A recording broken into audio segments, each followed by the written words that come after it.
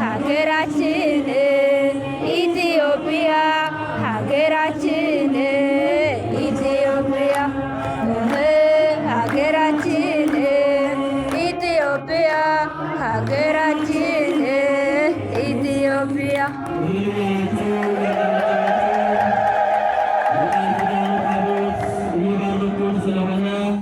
ሁላችንም እግዚአብሔርን የተሰጠን ጸጋ ምን ያህልን እናመስግን። የአባታችን አቡነ ገብረ መንፈስ ቅዱስ የቃል ኪዳን ታቦት የቅዱስ ገብርኤል የመልአኩ የሰላሙ መልአክ እመቤታችንን ያበሰራት የሐዲስ ኪዳን ብስራትን ያበሰረው እነሆ መልአኩ ቅዱስ ገብርኤል በመካከላችን ተገኝቶ እየባረከን ነውና እልል ብላችሁ እያመሰገናችሁ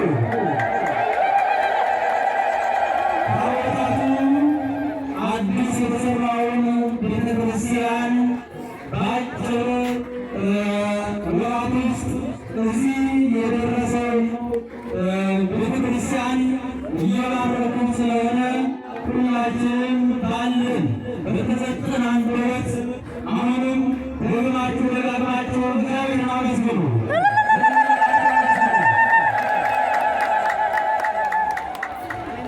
አንዳንድ መልእክት እነግራችኋለሁ። ተታገባዊ ይባላለሁ።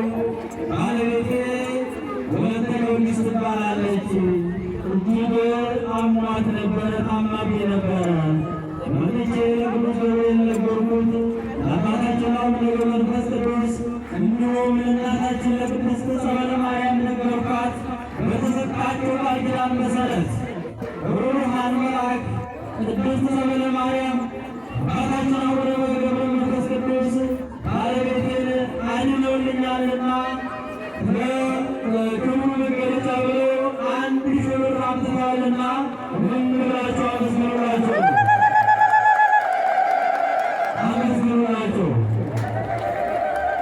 አስካለ ማርያም አስራት በኩራት 3 ብር አምጥተዋል። አሁንም እግዚአብሔርን አመስግኑላቸው። አመስግኑላቸው። እንግዲህ ሁላችንም እንደምናውቀው በዛሬው ዕለት ደግሞ በተጨማሪ ኢትዮጵያዊ ጻድቅ አባታችን አብይ የሚባሉ ታላቅ አባት የበረከት አባት የምንመካባቸው በረከት የማስሆኑን ለኢትዮጵያ የጸለዩ እንደ አባታችን እንደ አቡነ ገብረ መንፈስ ቅዱስ ያሉ አባት በስለት እንደ እመቤታችን ወለዱ አብይ የሚባሉ ጻድቅ አባታችን በዛሬው ዕለት ዓመታዊ ክብረ በዓላቸው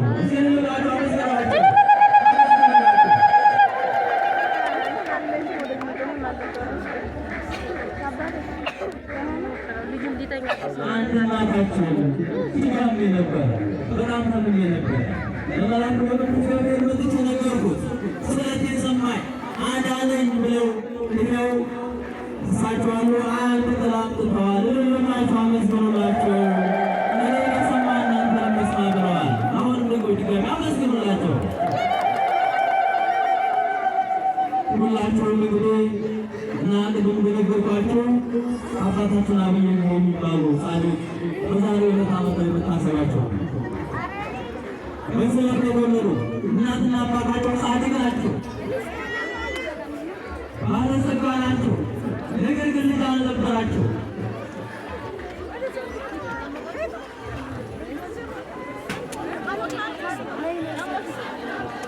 ወለተ ማርያም ይባላሉ።